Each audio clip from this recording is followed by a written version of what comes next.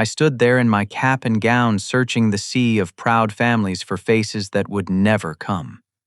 My name echoed across the stadium speakers as I walked across that stage alone, clutching my computer science diploma while my phone buzzed relentlessly in my pocket.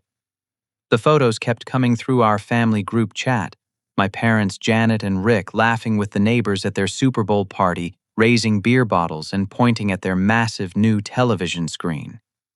They had chosen football over my graduation day. After 4 years of engineering school, after graduating summa cum laude, after everything I had accomplished, they picked a game over their only son. I sat in the parking lot afterward, still wearing my graduation robes, tears streaming down my face as other families celebrated around me. That moment changed everything. I pulled out my phone, opened the airline app, and bought a one-way ticket to Seattle using the graduation money my grandmother had sent. I was done. Growing up in suburban Columbus, Ohio, I always told myself that my parents were just busy people. Rick worked in pharmaceutical sales, traveling constantly, while Janet managed the social calendar for their entire neighborhood. They threw elaborate holiday parties, organized charity golf tournaments, and maintained perfect landscaping that made our house the envy of Maple Street. But somewhere along the way, I realized their priorities had never included me. The pattern started early.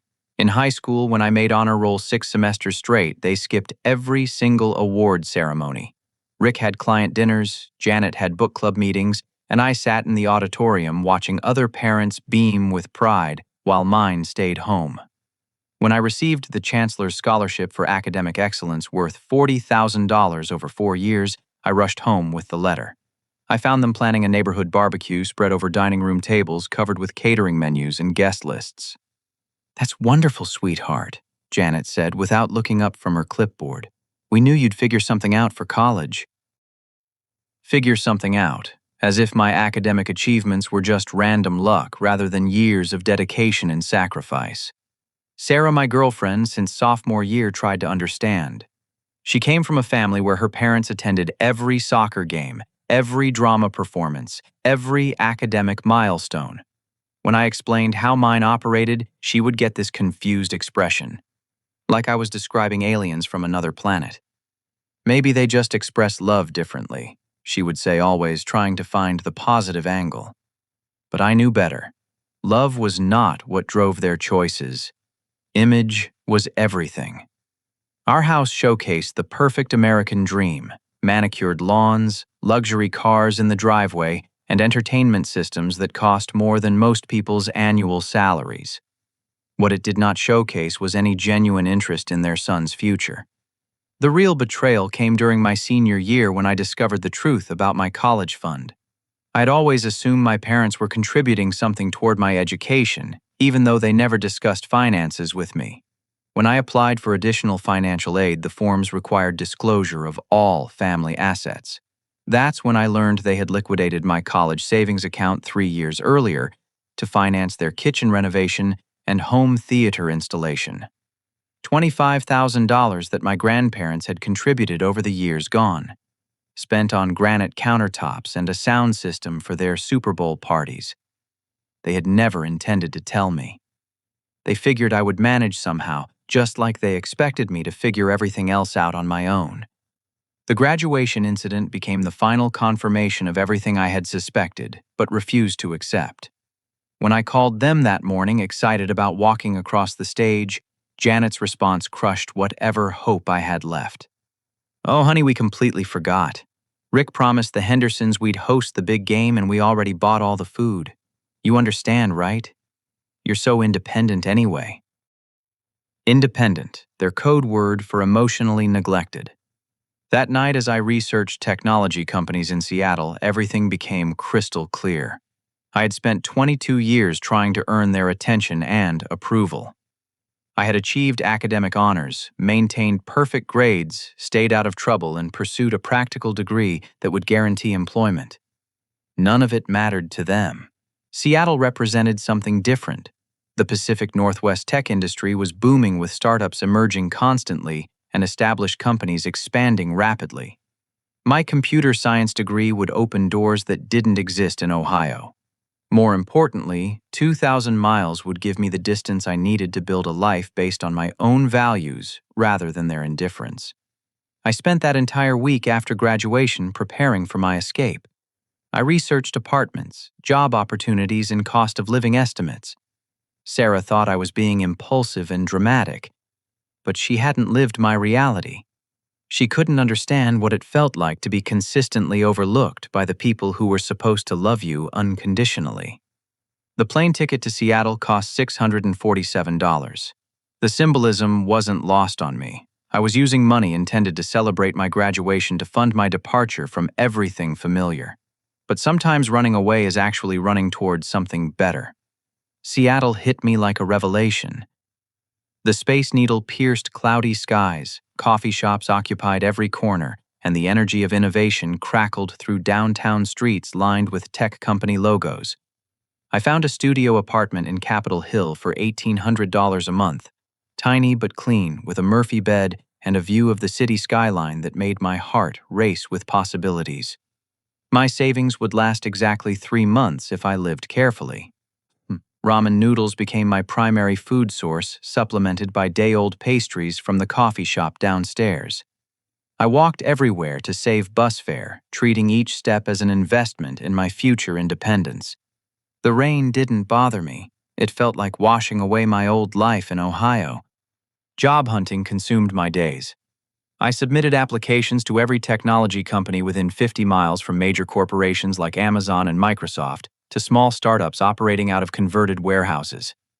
My resume highlighted my academic achievements, programming languages, and internship experience, but entry-level positions received hundreds of applications from candidates with similar qualifications. After 6 weeks of rejections and silence, Next Wave Solutions responded to my application. Their office occupied 2 floors of a modern building in South Lake Union, with floor-to-ceiling windows overlooking Elliott Bay. The lobby featured exposed brick walls decorated with motivational posters about innovation and disruption. Marcus Thompson, the development manager, conducted my interview. He appeared to be in his early 40s, wearing jeans and a company polo shirt with the casual confidence that seemed universal among Seattle tech executives. His handshake was firm, his smile genuine, and his questions focused on practical problem-solving rather than textbook knowledge. "We're looking for someone hungry," Marcus explained. "Someone willing to learn our systems and grow with the company. Your academic record is impressive, but what matters here is your ability to adapt and innovate." The salary was $38,000 annually. Not spectacular, but enough to cover my basic expenses while gaining professional experience. More importantly, Marcus promised mentorship and opportunities to work on cutting-edge projects that would build my portfolio. Next Wave is about creating solutions that change how businesses operate. He continued, gesturing toward whiteboards covered with flowcharts and code snippets. "We're developing software that streamlines data processing for mid-size companies. It's technical work, but the impact is real." I started the following Monday, eager to prove myself worthy of their confidence. The office culture embraced collaboration and creativity, with developers working in open spaces designed to encourage spontaneous brainstorming. My colleagues were friendly and welcoming, sharing inside jokes about programming bugs and celebrating small victories with high fives and coffee runs. Marcus took special interest in my development, assigning me increasingly complex projects as my skills progressed. He would stop by my desk regularly, offering guidance on coding techniques and industry best practices. After years of parental indifference, having a mentor who actually invested in my success felt transformative. "You have natural instincts for optimization," he told me after I streamlined a data sorting algorithm. "Most programmers focus on making code work. You focus on making it work better. That's rare." The praise felt genuine and earned. I arrived early, stayed late, and volunteered for additional assignments that other developers avoided. My code was clean, efficient, and well-documented. I studied industry trends during lunch breaks and attended networking events on weekends, determined to accelerate my professional growth. 3 months into the job, Marcus assigned me to a major project developing automated data processing software for retail chains. The system needed to analyze sales patterns, inventory levels, and customer demographics, in real time providing actionable insights for store managers. It was exactly the kind of challenge I had hoped to tackle when I moved to Seattle. I threw myself into the work, spending nights and weekends researching optimization techniques and testing different approaches. The breakthrough came during a late evening coding session when I discovered a way to reduce processing time by 40% using a novel algorithm that organized data streams more efficiently. Marcus was ecstatic when I demonstrated the improvement. "This could revolutionize how our clients handle information processing," he said, patting my shoulder with what seemed like genuine pride. "You've created something special here." The validation felt incredible. After a lifetime of being overlooked, someone finally recognized my capabilities and appreciated my contributions. I trusted Marcus completely, viewing him as the supportive father figure I had never had. That trust would soon prove to be my biggest mistake. But in those early months, life in Seattle felt like everything I had dreamed. I was building professional credentials, developing technical skills, and creating value for clients who depended on our solutions. The distance from Ohio allowed me to reinvent myself as someone whose worth wasn't determined by parental approval. Sarah called occasionally, updating me on life back home and hinting that I should consider returning. She had started dating someone from her nursing program, which stung but didn't surprise me. Our relationship had been built on proximity and familiarity rather than shared dreams for the future. My parents never called at all, which actually felt liberating. No guilt trips about missing family dinners, no passive-aggressive comments about my choices, no reminders of my supposed obligations to people who had never invested in my success. Seattle was teaching me what it felt like to be valued for my contributions rather than tolerated as an inconvenience. The city itself became my classroom and playground. I explored Pike Place Market on Saturday mornings, hiked trails in the Cascade Mountains on Sundays, and discovered neighborhoods where creativity and ambition intersected. Seattle offered opportunities that small-town Ohio never could, surrounded by people who measured success by innovation rather than conformity. Everything seemed perfect. I was naive enough to believe that Marcus valued me as a person rather than as a source of profitable ideas. That delusion would shatter soon enough, but for those brief months I experienced what it felt like to be appreciated and respected.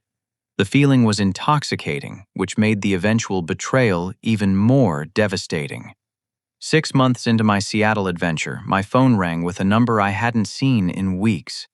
Janet's voice sounded strained and artificially cheerful, the tone she used when asking favors while pretending everything was normal. "Blaine, sweetheart, how's your little job going out there in Washington, Visishki?" Little job. The condescension was immediate and familiar, reducing my professional growth to a childish hobby they could dismiss without consideration. "It's going well, Mom. I'm working on some exciting projects that could really impact how businesses process information." "That's nice, dear. Listen, your father and I need to talk to you about something important. Are you sitting down?" The request triggered alarm bells. Janet only asked people to sit down before delivering bad news or making unreasonable demands. I remained standing in my kitchen, staring out at the Seattle skyline, while bracing for whatever manipulation was coming. "We're having some temporary financial difficulties and we need your help. It's nothing serious, just a cash flow issue that should resolve itself soon. We need to borrow $30,000 to catch up on some payments." $30,000. The number hit like a physical blow. My annual salary was $38,000, meaning they wanted nearly an entire year's worth of my earnings to solve problems they had created. "What kind of payments?" I asked, knowing the answer would reveal their true priorities. "Well, the mortgage is a few months behind and we have some credit card balances that need attention. Nothing we can't handle, but the timing is challenging right now." Behind on mortgage payments, credit card debt. These were not temporary cash flow issues, but symptoms of fundamental financial irresponsibility. I thought about their new entertainment system, their elaborate parties, their luxury cars that were apparently financed rather than owned. What happened to Dad's sales job? The pause stretched long enough to confirm my suspicions. "He's between opportunities right now. The pharmaceutical industry is very competitive and companies are restructuring their sales teams." but he has several promising leads that should pan out soon.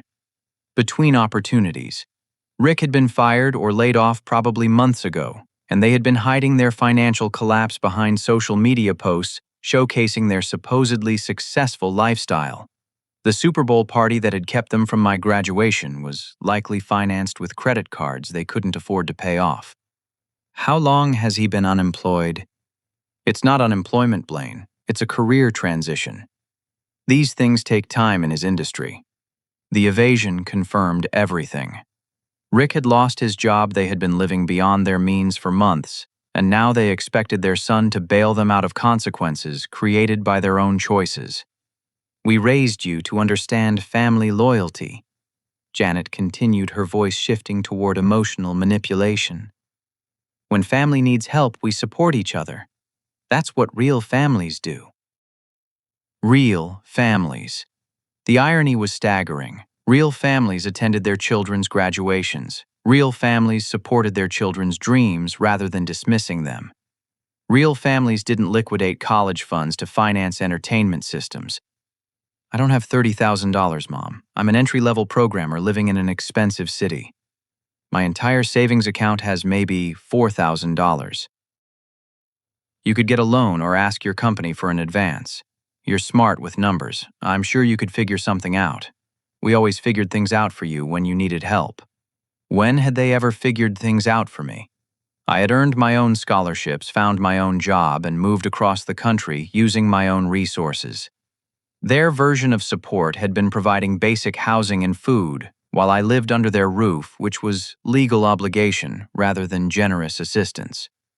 I need to think about this, I said, trying to end the conversation before it escalated further. Don't think too long, sweetheart. The bank has certain deadlines, and waiting could make things more complicated for everyone. The threat was subtle but clear. If I didn't provide money quickly, they would face foreclosure, and somehow that would become my fault for lacking family loyalty. After hanging up, I sat on my Murphy bed feeling emotionally drained. The distance between Seattle and Ohio suddenly felt meaningless. Their dysfunction had followed me across the continent, demanding attention and resources I couldn't afford to give. I called my grandmother in Florida, the only family member who had ever shown genuine interest in my well-being. She confirmed my suspicions with heartbreaking clarity. Your parents have been struggling financially for over a year, she admitted. Rick lost his job last spring, but they kept up appearances by using credit cards and borrowing against the house. I offered to help with budgeting advice, but they insisted everything was under control. Did they mention asking me for money? Janet hinted that you were doing well in Seattle and might be able to contribute to family expenses. I told her you were just starting your career and needed to focus on building your own foundation first. Apparently, she didn't listen. My grandmother's wisdom provided perspective I desperately needed. Family loyalty goes both ways, Blaine. Parents who truly love their children don't sabotage their futures to fund their own mistakes. You have every right to protect yourself financially. That evening, I researched their situation using public records available online. The house was indeed in pre-foreclosure with notices filed 3 months earlier. Their credit card debt based on minimum payment calculations likely exceeded $40,000. Even if I somehow provided the $30,000 they requested, it wouldn't solve their underlying problems. The next morning, Rick called personally, employing a different strategy than Janet's emotional manipulation. Son, I know this is a difficult situation, but I want you to understand the bigger picture. This house represents your inheritance, your family history, your connection to everything we've built together. If we lose it, we lose all of that. Inheritance, family history, connection to everything they had built. The language was designed to create obligation and guilt, but it revealed their fundamental misunderstanding of my values. I had no emotional attachment to a house where I had felt consistently overlooked. My family history was academic achievements they had ignored and personal growth they had never encouraged. Dad, I can't afford to give you $30,000. I'm barely covering my own expenses and I need to build my own financial foundation. We're not asking you to give us anything. This would be a loan with interest if you want. We'll pay you back as soon as I find the right position. The right position. He was still clinging to the fantasy that his next job would solve problems created by years of overspending. Men in their 50s who lose sales jobs don't typically find better positions quickly, especially in competitive industries. The loan would likely become a gift I couldn't afford to give. "I need time to consider this," I repeated, hoping to delay their pressure campaign. Time is what we don't have, Blaine. Sometimes you have to make difficult choices to protect the people you love. Protect the people you love. The phrase echoed in my mind long after we ended the call. I had been protecting myself by moving to Seattle, building professional skills and creating independence from their dysfunction. Now they wanted me to sacrifice that protection to fund their mistakes. The emotional weight was exhausting. Just as I was building confidence and professional momentum, my parents had reappeared to remind me that their problems would always take priority over my progress. The timing felt deliberate, as if they had waited until I was established enough to be useful before reaching out. That weekend, I walked through Pike Place Market, watching families enjoy simple pleasures together. Parents encouraged their children to try new foods, celebrated small discoveries, and created positive memories through shared experiences. I had never experienced that kind of supportive family dynamic, but seeing it helped clarify what I wanted to build for myself someday. The answer to my parents' request was becoming clear, even though delivering it would require courage I wasn't sure I possessed. Their financial crisis was the predictable result of prioritizing image over substance spending, over saving and appearances over genuine relationships. Bailing them out would only enable more of the same behavior while compromising my own financial stability. But saying no to family, even dysfunctional family, felt like crossing a line I had never crossed before. Growing up, I had always been the obedient son who absorbed their indifference without complaint. Refusing their demands would mark a fundamental shift in our relationship, one that might prove irreversible. The decision would have to wait, though, because an even bigger crisis was developing at work. Marcus had been acting strangely lately, taking longer lunch meetings and asking detailed questions about my algorithm development. I assumed he was simply invested in the project's success, but I was about to discover that his interest was far more sinister than I had imagined. Monday morning arrived with Marcus requesting a private meeting in his office, an unusual formality that immediately triggered my anxiety. His demeanor had shifted from the warm mentorship I had grown accustomed to, replaced by professional distance that made my stomach clench with dread. "Blaine, we need to discuss some performance concerns that have come to my attention." He began consulting notes that hadn't existed during my previous reviews. Performance concerns. The phrase made no sense given my track record of exceeding project deadlines and receiving positive feedback from clients. I had documented evidence of my contributions, including the breakthrough algorithm that had revolutionized our data processing capabilities. "What specific concerns?" I asked, genuinely confused by the direction of our conversation. "Your attitude has become problematic lately. Several colleagues have mentioned that you seem distracted and less collaborative than when you started. There have also been questions about the quality of your code documentation." The accusations felt like psychological warfare designed to undermine my confidence. My attitude had been consistently professional and enthusiastic. I had maintained positive relationships with every team member, often staying late to help colleagues debug their projects. My code documentation was meticulous, following industry best practices that Marcus himself had taught me. "Can you provide specific examples of these issues? I'd like to understand exactly what needs improvement." "It's more of an overall pattern than specific incidents," Marcus replied, avoiding eye contact. "Sometimes performance problems are subtle but cumulative. The team dynamics have been affected, and we need to address the situation before it impacts client relationships." Team dynamics, client relationships. The language was deliberately vague, making it impossible for me to defend myself against undefined accusations. I realized this wasn't a performance review, but a premeditated termination designed to appear justified. "Are you firing me?" I asked directly, cutting through his corporate doublespeak. "We're ending your employment effective immediately. This decision wasn't made lightly, but we feel it's best for everyone involved." Human resources will handle the paperwork and final paycheck processing. The room seemed to tilt as the reality sank in. 6 months of dedicated work late nights, innovative solutions, and professional growth had been erased with a fabricated performance review. I thought about my algorithm, my contributions to client success, my positive relationships with teammates who had never expressed any concerns about my attitude or collaboration. What about the data processing project? The algorithm I developed is integral to client implementations. That project will be reassigned to other team members who can handle the ongoing development. Your contributions will be noted in the transition documentation. Noted in transition documentation. My revolutionary breakthrough would become anonymous intellectual property managed by people who hadn't conceived or created it. The injustice was staggering, but I lacked the leverage to challenge his decision. Security escorted me from the building within an hour, watching as I packed personal items into a cardboard box. Colleagues avoided eye contact, probably assuming I had committed some serious misconduct that justified immediate termination. The walk through the lobby felt like a public execution designed to humiliate and demoralize.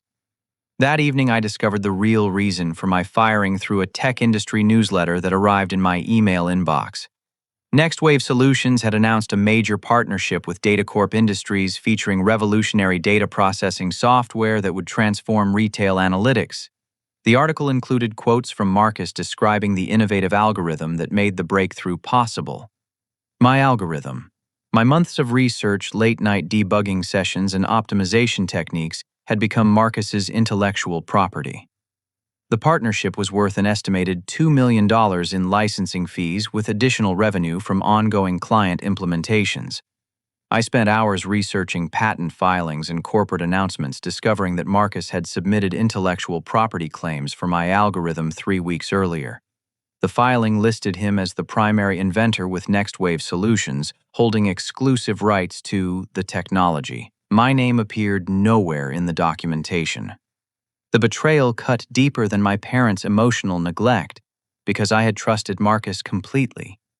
He had cultivated a mentorship relationship specifically to gain access to my innovations, probably planning the theft from the moment I demonstrated the algorithm's potential. The performance review was a cover story designed to remove me before the partnership announcement revealed his fraud. My phone buzzed with another call from Janet, the timing impossibly cruel given my professional disaster. Blaine, we need an answer about the loan. The bank requires a response by Friday and we're running out of options. I just lost my job, Mom. I can't help you financially because I can't even help myself right now. You lost your job. How did that happen? Were you not working hard enough? Were you not working hard enough?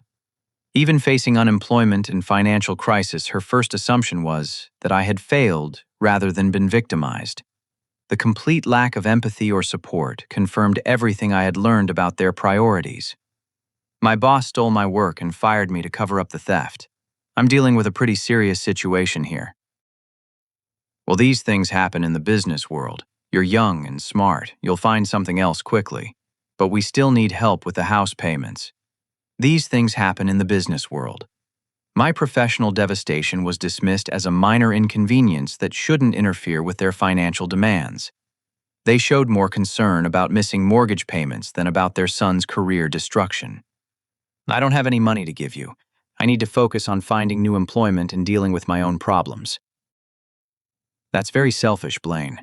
Family comes first, not personal career setbacks. We raised you to understand loyalty and responsibility. Selfish. The word stung because it revealed their complete inability to understand my situation. Protecting myself from financial ruin while unemployed wasn't selfish. It was basic survival instinct. Their definition of loyalty required sacrificing my stability to fund their irresponsibility. I hung up feeling emotionally shattered. The two pillars of my Seattle life, professional success and family independence, had collapsed simultaneously. Marcus had stolen my innovations and destroyed my career prospects while my parents continued demanding money I didn't have to solve problems they had created. Sarah texted that evening with news that felt like salt in fresh wounds. She was engaged to her nursing school boyfriend with plans for a summer wedding in Ohio. The message included photos of her ring and generic wishes for my happiness in Seattle. Our relationship had officially ended months ago, but the finality still stung. Unemployment in Seattle was brutal, without savings or family support. My studio apartment rent consumed most of my final paycheck, leaving minimal resources for job searching or basic expenses. I submitted applications frantically, but the tech industry was small enough that word about my termination had likely spread among hiring managers. The algorithm theft made everything worse because I couldn't list my most significant professional achievement on applications. Marcus owned the intellectual property rights, meaning any mention of my breakthrough would expose me to legal retaliation. My resume suddenly looked thin and unremarkable, indistinguishable from hundreds of other entry-level programmers seeking employment. 2 weeks of constant applications yielded 3 interviews, none of which resulted in job offers. Companies wanted experienced developers who could contribute immediately, not recent graduates with short employment histories and vague termination circumstances. The few opportunities available offered salaries below my previous wages, making it impossible to maintain my current living situation. My savings dwindled rapidly as rent, food, and transportation costs consumed resources faster than I could replace them. I calculated that complete financial collapse would occur within 6 weeks unless I found employment immediately. The prospect of returning to Ohio in defeat felt like admitting that my parents had been right about my independence being unsustainable. But even considering that option felt like betrayal of everything I had worked to build. Seattle represented my first taste of professional respect and personal autonomy. Returning to Ohio would mean accepting their dysfunction as normal and abandoning dreams that had sustained me through months of struggle. The emotional weight was crushing. I had escaped my family's indifference only to encounter professional betrayal that was equally devastating. Marcus had exploited my trust and ambition the same way my parents had exploited my desire for approval. The pattern was becoming clear. People in authority positions viewed me as a resource to be used rather than a person to be valued.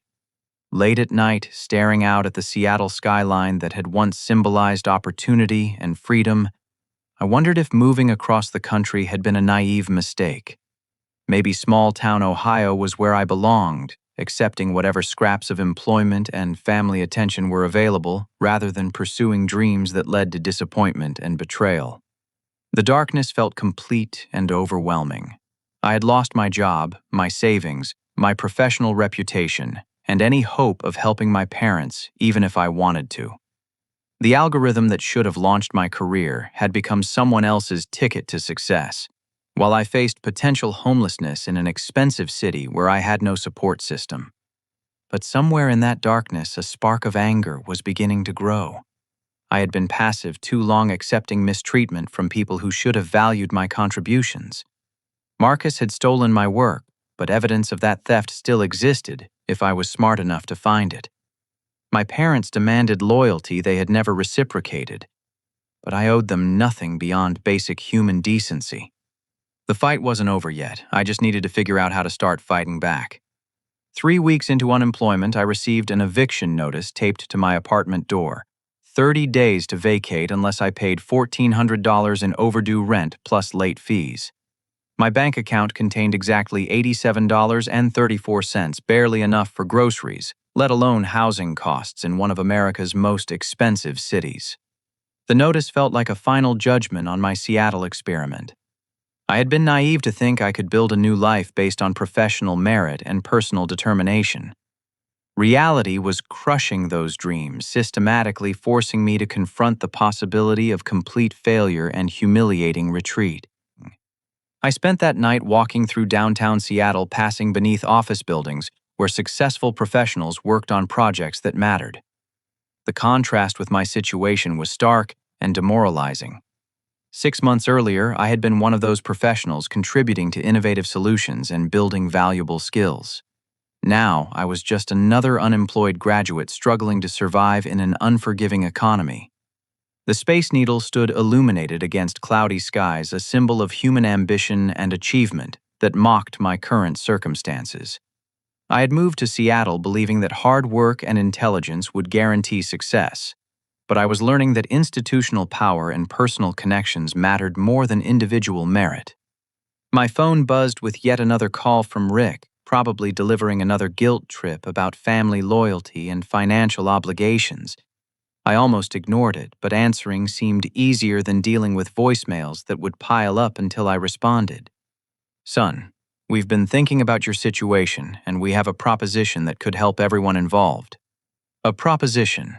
The language immediately triggered suspicion about whatever scheme they had devised to extract money from my empty bank account. What kind of proposition? Come home to Ohio. We'll help you find work here. Maybe something in the local tech sector or with one of the hospital systems. You can live in your old bedroom rent-free while you get back on your feet financially. Live in my old bedroom.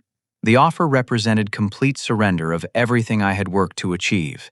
Returning home would confirm their belief that my independence had been temporary rebellion, rather than sustainable life choice. It would also position me as perpetually grateful dependent rather than equal family member. What about your mortgage situation? I thought you needed help with payments. We've worked out arrangements with the bank that give us more time to find solutions. Your mother has been talking to her sister about temporary financial assistance that should carry us through this rough patch. Arrangements with the bank. Temporary financial assistance from relatives. They had found other sources of funding, which meant their desperate appeals for my money had been manipulation tactics rather than genuine emergency requests. The revelation was both relieving and infuriating. I appreciate the offer, but I'm not ready to give up on Seattle yet. I have some leads that might develop into opportunities. Don't be stubborn about this, Blaine. Pride is expensive, and sometimes you need to accept help when it's offered. We're family, and family takes care of each other during difficult times. Family takes care of each other. The irony was staggering coming from people who had skipped my graduation to watch football. Their definition of family care involved offering conditional assistance that required abandoning my dreams and accepting their authority over my future. After ending the call, I sat in my apartment contemplating options that all seemed to lead toward failure or compromise. Returning to Ohio would solve my immediate housing crisis but destroy my long-term prospects for professional independence. Staying in Seattle meant facing potential homelessness while pursuing opportunities that might not exist. That's when I received an unexpected email from an address I didn't recognize. The sender was Emma Rodriguez, identified as a former Next Wave Solutions employee who had worked in quality assurance before being terminated 6 months earlier. Hi, Blaine. I hope you don't mind me reaching out directly. I got your email address from a mutual colleague who mentioned your recent departure from Next Wave. I've been investigating some concerning patterns at the company and think you might have valuable information that could help build a case against Marcus Thompson. A case against Marcus Thompson. The phrase jolted me from self-pity into sudden attention. Someone else had recognized his misconduct and was actively working to expose it. I wasn't alone in experiencing his betrayal. Emma's email included her phone number and a request to meet at a coffee shop in Capitol Hill the next morning. The opportunity felt like Providence arriving at the exact moment when I needed hope and direction most desperately.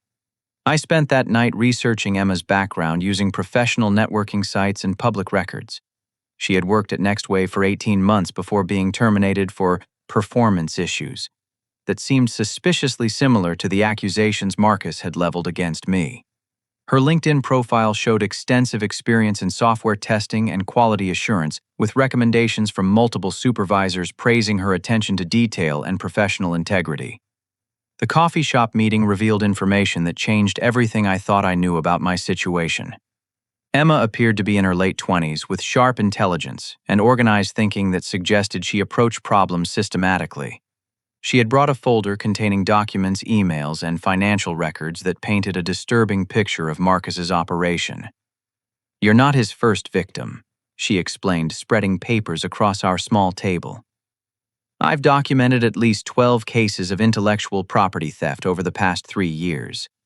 Marcus targets young programmers with strong technical skills but limited professional experience. He cultivates mentorship relationships, encourages innovation, then claims ownership of their best ideas before terminating their employment. 12 cases. The scope was staggering and revealed a systematic pattern of exploitation rather than isolated incidents of misconduct. Marcus had perfected a formula for stealing innovations from vulnerable employees who lacked resources to fight back. How did you discover all this? My termination made no sense given my performance reviews and project contributions. I started investigating out of personal frustration, but the pattern became obvious once I identified other victims. Most of them were afraid to speak publicly because they needed employment references and couldn't afford legal battles. Emma showed me financial records indicating that Marcus had generated over $5 million in revenue from stolen intellectual property during his tenure at NextWave.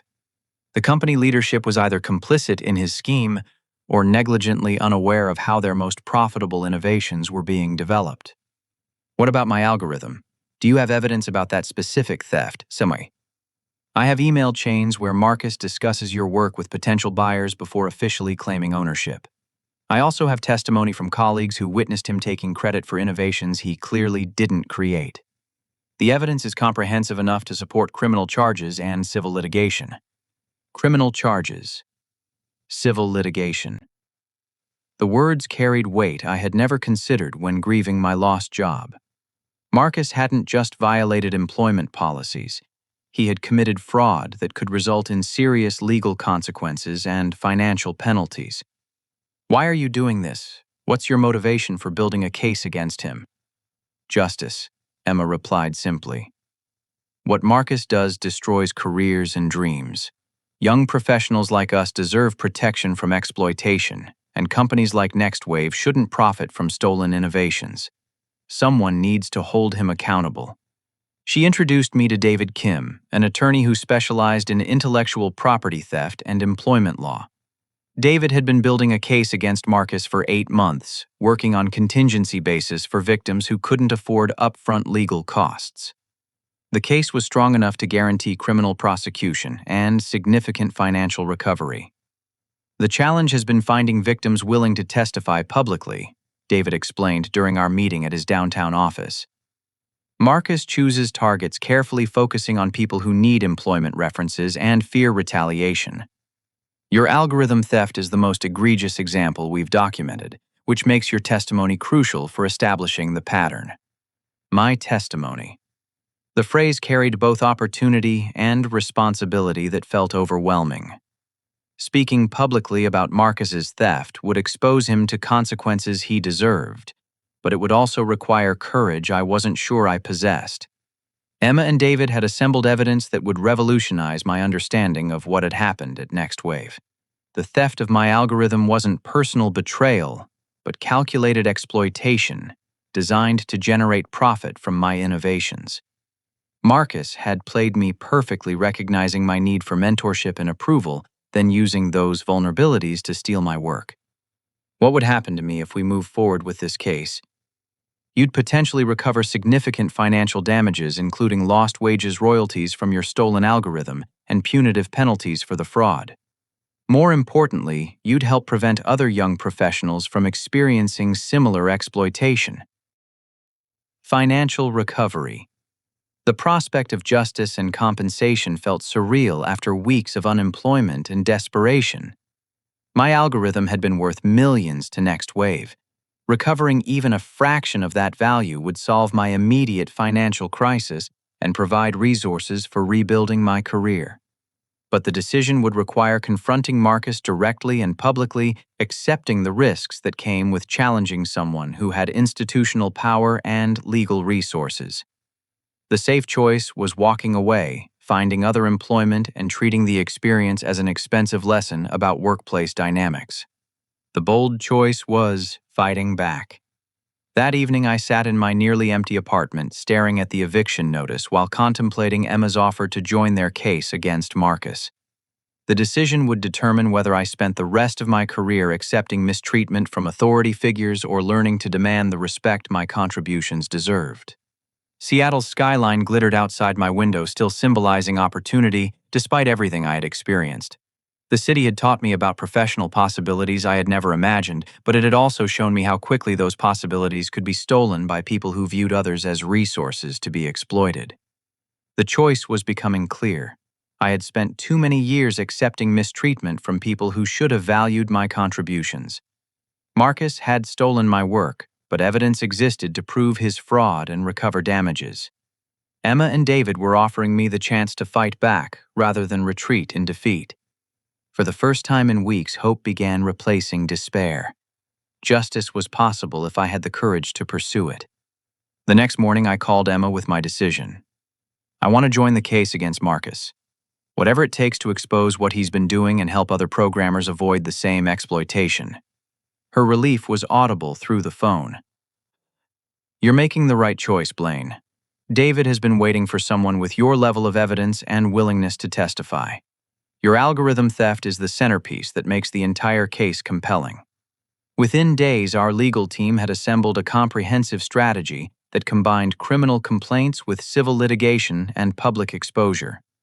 David filed formal charges with the Seattle Police Department's Financial Crimes Unit, alleging systematic intellectual property theft and fraud.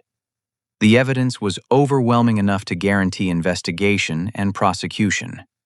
But Emma had an additional idea that would accelerate justice while protecting other potential victims. She had contacts at TechCrunch, a major technology industry publication that specialized in exposing corporate misconduct and startup fraud. A journalist named Kevin Park had been investigating Next Wave Solutions for months, following tips about suspicious patent filings and employee turnover patterns. Kevin wants to interview you about the algorithm theft, Emma explained during our meeting at David's office. A public article would pressure law enforcement to prioritize the case while warning other young programmers about Marcus's operation. Public article. The prospect was terrifying and exhilarating simultaneously.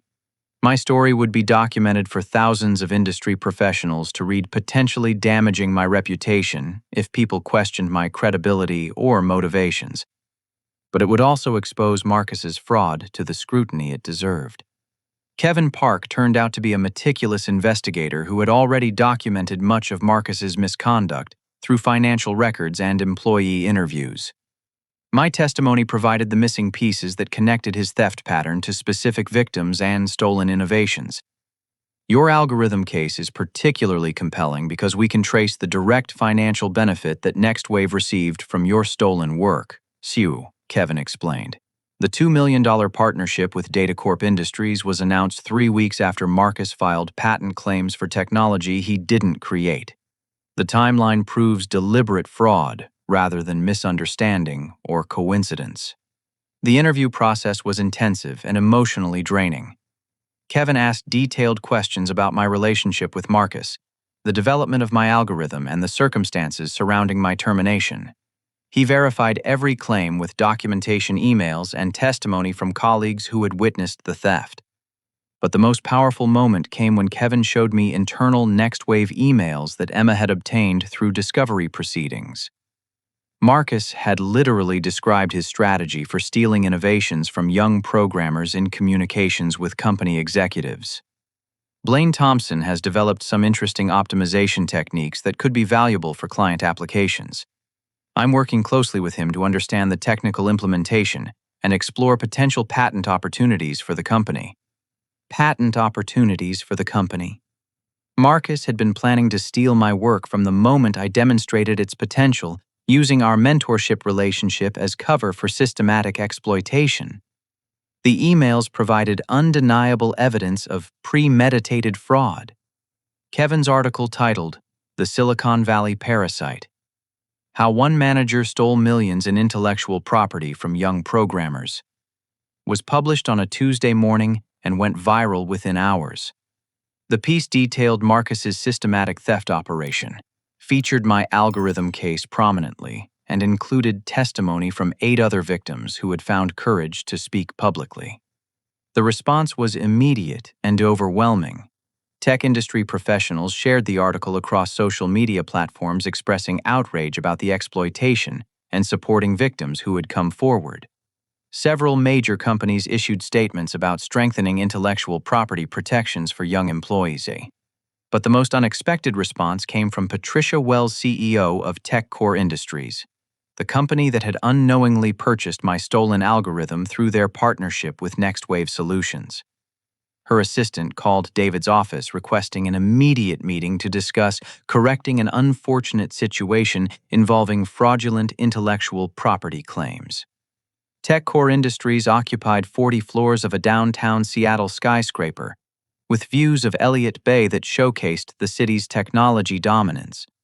Patricia Wells appeared to be in her 50s with silver hair and sharp business attire that conveyed authority and competence.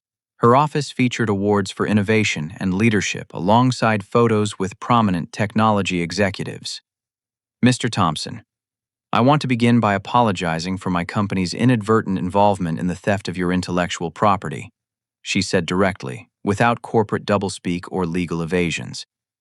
We pride ourselves on ethical business practices and had no knowledge that Marcus Thompson was fraudulently representing stolen innovations as his own work. The apology felt surreal after months of being ignored and dismissed by authority figures. Patricia Wells was treating me as an equal professional rather than a disposable subordinate, acknowledging my contributions and expressing genuine concern about the injustice I had experienced. When we discovered the true ownership of the algorithm through Kevin Park's investigation, we immediately suspended our partnership with NextWave Solutions and initiated our own internal review of the situation. We want to make this right. Making it right involved several components that exceeded my most optimistic expectations. TechCore would terminate their relationship with NextWave, pursue legal action to recover partnership fees paid under fraudulent circumstances, and offer me a senior developer position with a starting salary of $78,000 annually. Your algorithm revolutionized our data processing capabilities and generated significant value for our clients, Patricia continued. We believe the person who created that innovation should benefit from its success rather than the person who stole it. The job offer included a $25,000 signing bonus, comprehensive health benefits, and equity participation that would grow with company success. More importantly, I would lead a team developing advanced analytics software for Fortune 500 companies using my algorithm as the foundation for even more sophisticated solutions. We've also reviewed the patent filings and determined that NextWave's claims are fraudulent and unenforceable. Our legal team will help you establish legitimate ownership of your intellectual property and pursue damages for its unauthorized use. Legitimate ownership. Damages for unauthorized use. The language represented complete vindication after months of questioning my own perceptions and abilities. Patricia Wells was confirming that my innovations had genuine value and that Marcus's theft was serious misconduct deserving legal consequences. But the conversation took an even more unexpected turn when she described TechCore's broader commitment to preventing similar exploitation in the technology industry. We're establishing a scholarship program for young programmers who have experienced intellectual property theft, and we'd like you to help design the curriculum and selection criteria. Your experience gives you unique insight into the vulnerabilities that predators like Marcus Thompson exploit. Scholarship program, selection criteria, curriculum design. Patricia was inviting me to transform my victimization into leadership opportunities that would help other programmers avoid similar exploitation.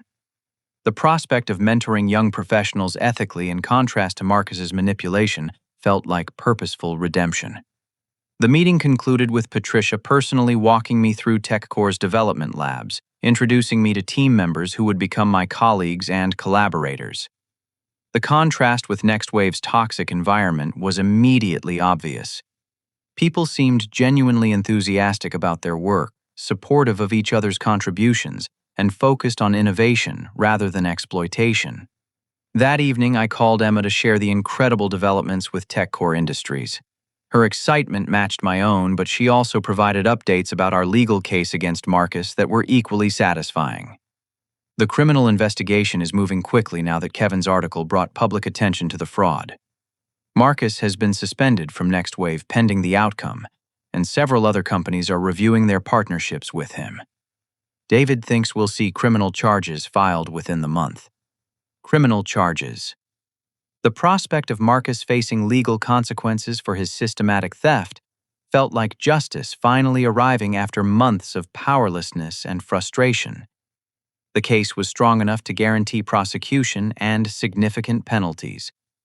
What about financial recovery for the victims, Moss? David has negotiated a settlement framework that would provide substantial compensation for everyone Marcus exploited. Your algorithm case alone is worth over $800,000 in damages plus ongoing royalties from legitimate licensing agreements. $800,000.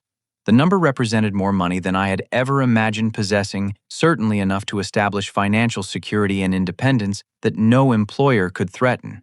But more importantly, it represented acknowledgement that my contributions had genuine value, worthy of legal protection. The transformation in my circumstances felt miraculous but entirely deserved. I had been systematically exploited by someone who viewed young programmers as resources to be consumed rather than people to be developed. Fighting back had required courage I hadn't known I possessed, but the results proved that justice was possible when victims found support and refused to accept mistreatment. My parents called that evening probably expecting to find me defeated and ready to return home in humiliation. Instead, they discovered their son had exposed systematic fraud, secured excellent employment with a prestigious company, and would soon receive substantial financial compensation for stolen intellectual property. "We saw the article about your situation," Janet said, her tone shifting from condescension to something approaching respect. "It sounds like you've been through quite an ordeal." Quite an ordeal. The understatement was typical of their tendency to minimize experiences they hadn't lived through personally. But for the first time, I detected genuine concern rather than dismissive indifference. "It's been challenging, but I'm learning to stand up for myself when people try to take advantage. Sometimes you have to fight for what you deserve rather than hoping others will treat you fairly." The lesson applied to family relationships as well as professional ones. My parents had never learned that lesson themselves, which explained their current financial crisis and ongoing relationship with dysfunction. But I was finally understanding that respect had to be demanded rather than hoped for. Seattle's skyline looked different that night, illuminated with possibility rather than mocking my struggles. The city had tested my resilience and determination, but it had also provided opportunities for growth and justice that would have been impossible in small-town Ohio. I was building the independent life I had dreamed about, surrounded by people who valued innovation and integrity. The fight against Marcus had taught me that accepting mistreatment was a choice, not an inevitability.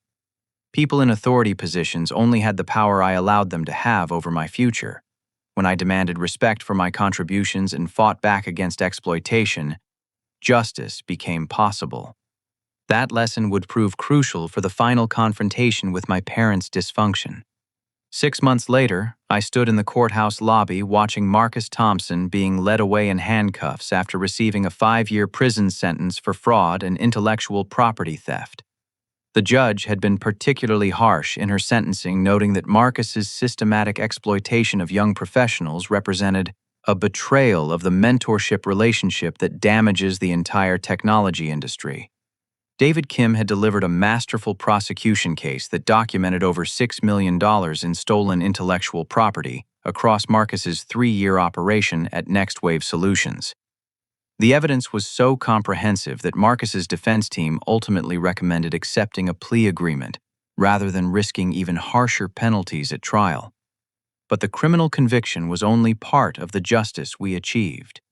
The civil litigation resulted in a settlement of $1.2 million in my favor, representing damages for my stolen algorithm, plus punitive penalties for the systematic nature of Marcus's fraud. 8 other victims received compensation, ranging from $200,000 to $800,000 each, providing them with resources to rebuild careers that Marcus had damaged. Next Wave Solutions collapsed within weeks of the criminal charges being filed. Their major clients terminated contracts after discovering their primary innovations had been based on stolen intellectual property, and the company's reputation was permanently destroyed. The executives who had enabled Marcus's operation faced their own legal consequences and financial penalties. My position at TechCore Industries had exceeded every expectation I had for professional development and personal satisfaction. I led a team of 12 programmers developing advanced analytics software for major corporations, with my original algorithms serving as the foundation for solutions that generated millions in revenue annually. Patricia Wells had become a genuine mentor who supported my growth without exploiting my innovations. The scholarship program we established had already helped 15 young programmers who had experienced intellectual property theft or workplace exploitation. I personally interviewed each candidate and provided mentorship designed to help them rebuild confidence and professional momentum. The program represented transformation of my victimization into leadership that prevented other people from experiencing similar abuse. But the most challenging victory involved setting boundaries with my parents that reflected my new understanding of healthy relationships and personal worth.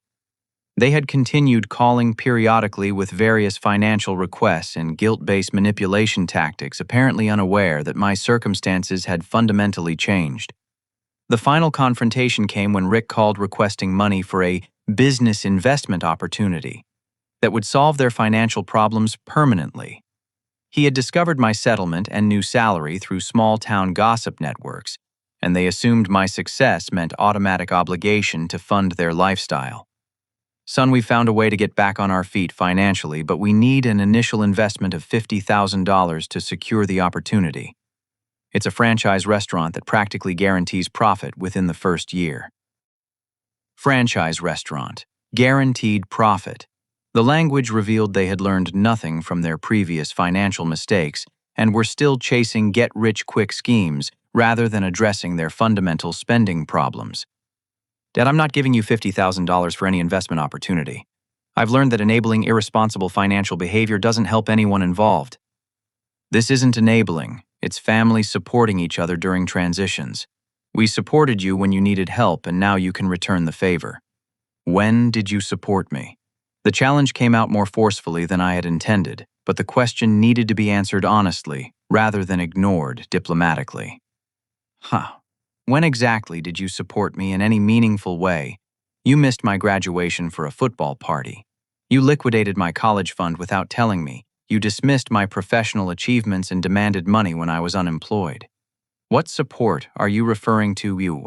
The silence stretched long enough to confirm that Rick had no legitimate examples of support beyond basic parental obligations like housing and food during childhood. Their version of family loyalty was entirely one-directional, with my success obligating me to fund their mistakes while their indifference toward my struggles was considered acceptable. We raised you and gave you opportunities that made your success possible. You wouldn't be where you are today without the foundation we provided. Foundation they provided. The irony was staggering, given that my success had been achieved despite their indifference, rather than because of their support. I had earned scholarships myself, found jobs myself, and overcome professional betrayal through my own determination and the help of people who genuinely cared about justice. The foundation you provided was teaching me that I couldn't depend on anyone else for emotional support or professional encouragement. You're right that I wouldn't be where I am today without learning that lesson, but it's probably not the foundation you think you were providing. The conversation marked a fundamental shift in our relationship dynamic. Instead of accepting guilt and obligation as inevitable, I was establishing boundaries based on mutual respect and reciprocal support. They could be part of my life if they learned to value our relationship rather than viewing me as a financial resource. I'm willing to help you find legitimate financial counseling and job placement assistance, but I'm not funding any more schemes or lifestyle choices. If you want a relationship with me, it needs to be based on genuine interest rather than financial extraction. Janet took over the call employing emotional manipulation tactics that had worked throughout my childhood but felt transparent and ineffective now. You've changed, Blaine. Success has made you selfish and cold toward the people who love you. We don't deserve this treatment after everything we've sacrificed for your happiness. Everything they had sacrificed for my happiness. The phrase revealed their fundamental misunderstanding of parenthood and family relationships. Love wasn't sacrifice that created debt. It was support that expected nothing in return except healthy development and personal growth. I have changed, I agreed. I've learned to recognize the difference between genuine love and manipulative control. People who actually love me celebrate my achievements rather than ignoring them, support my struggles rather than dismissing them, and value our relationship rather than viewing me as a source of financial assistance. The call ended with them hanging up angrily, but I felt peaceful rather than guilty about maintaining boundaries. Setting limits on their manipulation was protecting myself, while also forcing them to confront consequences of their choices, rather than expecting me to solve problems they had created. Emma and I had started dating 6 months after our legal victory, building a relationship based on shared values and mutual respect, rather than convenience or loneliness. She understood the importance of fighting for justice and supporting people who faced exploitation, having experienced similar struggles herself. We were planning to start our own consulting firm specializing in intellectual property protection for young professionals. Life in Seattle had become everything I had dreamed when I bought that one-way ticket with my graduation money. I owned a condominium with views of Elliott Bay, drove a reliable car that I had purchased with cash, and maintained savings accounts that provided security against unexpected challenges. More importantly, I was surrounded by colleagues and friends who valued my contributions and supported my continued growth. The contrast with my parents' situation was striking and instructive. They remained trapped in the same financial cycle of overspending and crisis management, having learned nothing from their mortgage difficulties, or my refusal to enable their irresponsibility. Rick had found temporary employment at a much lower salary than his previous position, while Janet continued managing social events that they couldn't afford to host properly. But their struggles were consequences of their choices rather than victims of circumstances beyond their control. They had prioritized image over substance spending, over saving and manipulation over genuine relationship building. The results were predictable and entirely avoidable through different priorities and behaviors. My grandmother called regularly to celebrate my achievements and express pride in the man I had become. She understood that sometimes the most loving thing parents can do is teach their children to succeed without them, even if that lesson comes through negative examples rather than positive modeling. Your parents never learned to delay gratification or build genuine relationships, she explained during one of our conversations. They've always expected immediate rewards for minimal effort, whether that's financial success or family loyalty. You learned the opposite lessons by watching their mistakes and choosing different values. Different values. The phrase captured everything I had discovered about building a meaningful life and career. Success came through sustained effort rather than quick schemes. Respect was earned through contributions rather than demanded through authority, and relationships thrived through mutual support rather than one-sided extraction.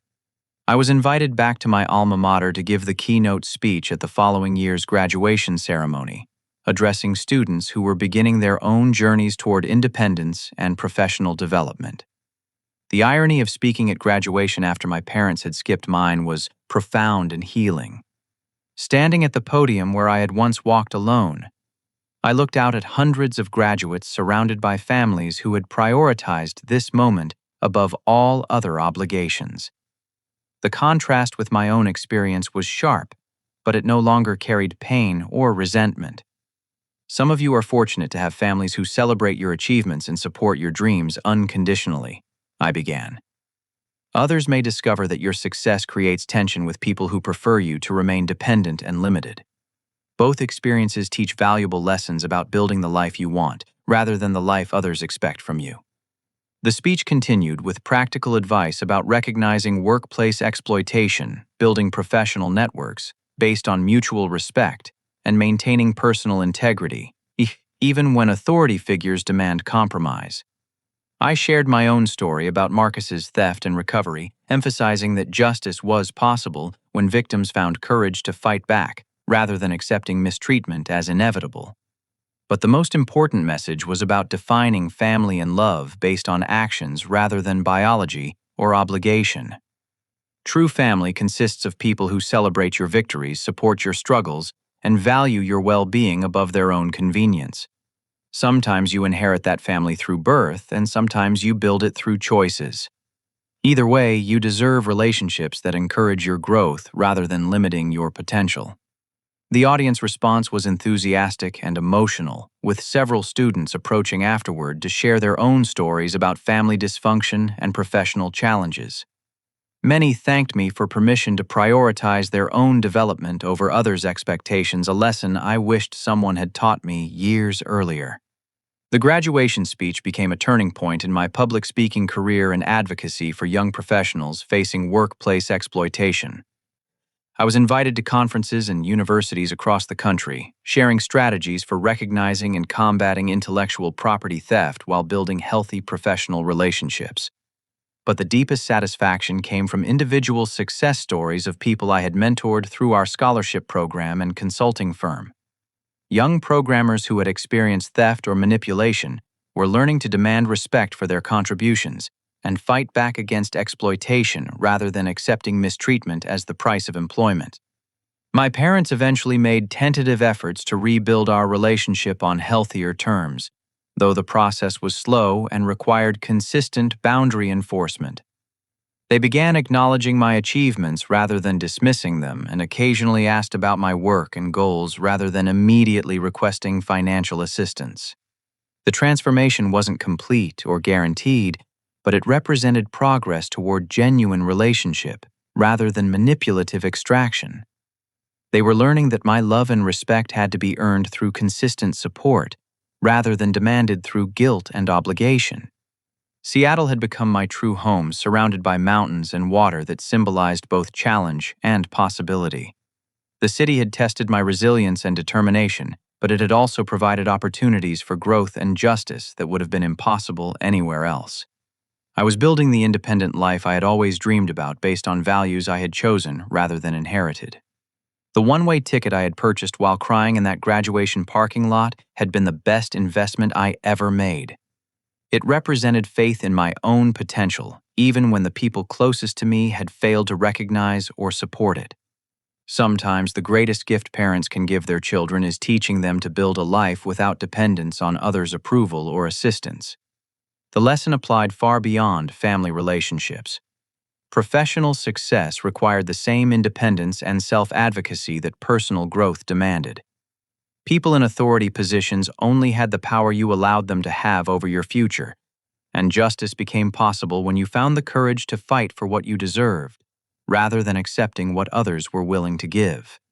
Looking back on that graduation day when I sat alone in the parking lot, I realized my parents had inadvertently given me the greatest gift possible: the motivation to build a life based entirely on my own values and efforts, rather than their limited expectations.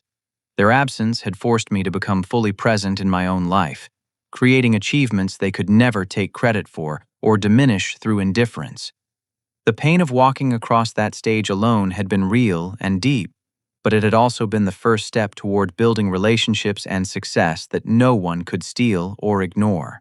Sometimes the most profound love comes from learning to love yourself enough to demand better treatment from others, even when those others are family. That lesson continues to guide every decision I make about relationships, career opportunities, and personal growth. True success isn't measured by others' approval, but by your own integrity and the positive impact you create for people who share your values. When you build from that foundation, the achievements become unshakable and the satisfaction becomes permanent. I hope my story inspires you to examine your own relationships and professional situations honestly. Are the people in your life celebrating your victories or dismissing them? Are you accepting mistreatment from authority figures who should be supporting your growth? Have you learned to fight for what you deserve rather than hoping others will treat you fairly? What experiences have taught you the most about building independence and demanding respect? I'd love to hear your stories in the comments below, and I hope you'll like this video and subscribe to hear more about standing up for yourself when others try to limit your potential. Share this with anyone who needs encouragement to prioritize their own growth over others' expectations, because everyone deserves relationships that celebrate their achievements rather than exploiting their loyalty. Thank you for listening to my journey, and I wish you the courage to build the life you deserve rather than the life others expect from you.